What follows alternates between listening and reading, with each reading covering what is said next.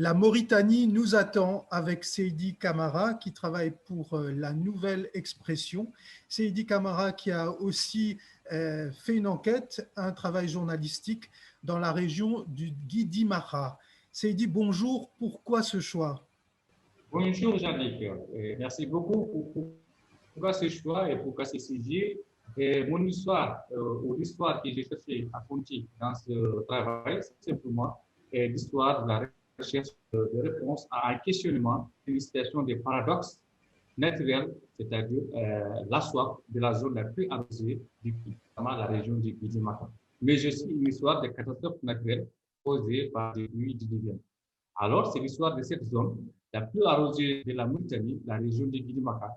Et le paradoxe que les populations soient confrontées dans une période de l'année à un manque terrible d'eau potable. Et c'est là depuis quelques années. Et c'est récurrent chaque année aussi. C'est aussi, surtout, l'histoire d'Africa 21 qui m'a fixé et déterminé sur le choix de mon sujet. Il y avait aussi comme effet déclencheur sur la politique nationale, la situation hydrique de cette partie du pays. Comment les Guinée-Maka, qui est la région la plus arrosée du pays, a les populations qui ont plus besoin d'eau. Alors, grâce à Africa 21, nous avons cherché à savoir davantage sur ces paradoxes, beaucoup d'eau et sans eau. Notre histoire a été sourcée par des experts dans différents domaines à la recherche d'une explicite du phénomène, mais aussi des populations elles-mêmes qui affrontent cette situation, qui y vivent, ces réalités ont été interrogées. Voilà cette histoire, grâce à cette initiative d'Africa 21, qu'on a tenté de restituer fidèlement, d'informer et à former les populations victimes et les décideurs sur les phénomènes de changement climatique. Merci. Quelles ont été les difficultés que vous avez rencontrées?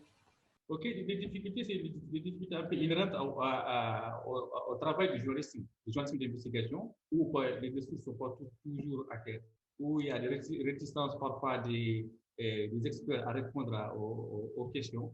Voilà, sinon, c'est aussi ces difficultés de moyens pour pouvoir aller sur le terrain et parler aux populations. Après, ces difficultés que nous avons eues, c'est un peu une difficulté de l'activité du journalisme dans le tiers monde, notamment en Mauritanie et toute l'Afrique. Par rapport à l'atelier, il faut dire aussi que c'est un peu une innovation pour nous de faire un atelier en via Zoom. C'est une première. Au moment où les Mauritaniens avaient l'examen du baccalauréat.